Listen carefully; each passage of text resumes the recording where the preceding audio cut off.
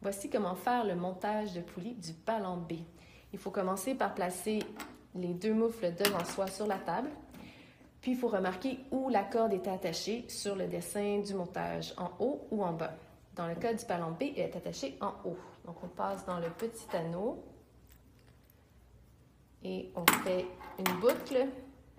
On serre, on fait la boucle 2 fois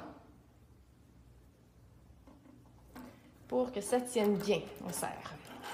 Ensuite, pour le ballon B, il faut aller faire un tour dans une poulie de la moufle du bas. On a besoin de seulement une poulie, donc ça ne dérange pas celle qu'on choisit. On pourrait choisir par exemple celle du milieu ou la plus grosse, ça ne dérange pas. Donc je passe au travers avec ma corde. Pour l'instant, je n'essaie pas de mettre la corde sur le petit creux de la poulie. Je vais faire ça plus tard.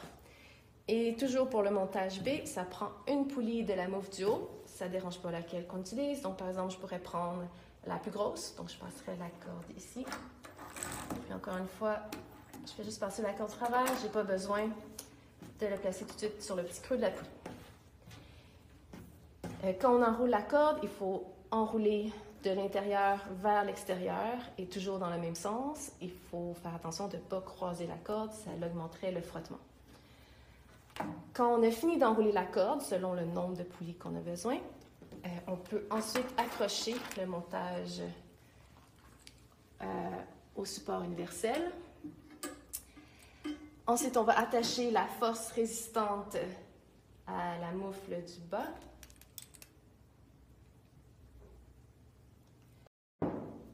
Et ensuite, on va aller faire un nœud dans la corde où on va plus tard accrocher la force motrice.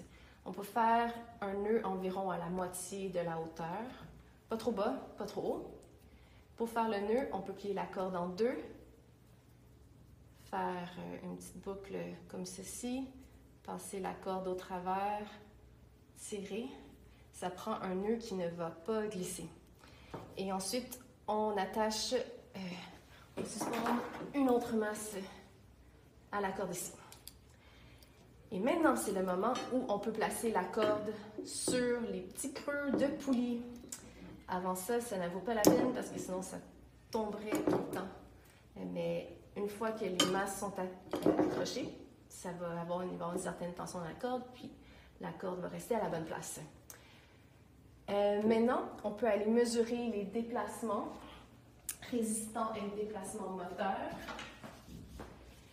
Donc, le déplacement moteur, c'est le déplacement de la force motrice. Donc, ça va être la force qui va faire bouger le ballon. Donc, on va mesurer du bas de la force motrice jusqu'à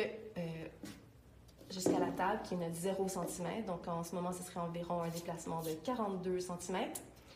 Et je fais descendre la force motrice et ensuite, je mesure la hauteur montée par la force résistante. On voulait la force résistante de 1 kg, 1000 grammes, qui en ce moment serait environ 20,5 cm.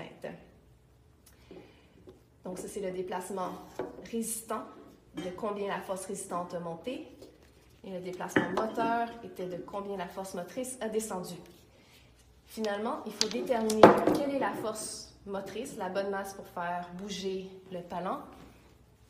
Donc, on y va par essai-erreur où on ajoute ou on enlève des masses jusqu'à temps que la force résistante monte le plus lentement possible. On peut aller trop vite, donc on y va par essai-erreur. Donc, j'avais accroché 200, donc j'essaierai d'accrocher un petit peu moins de masse.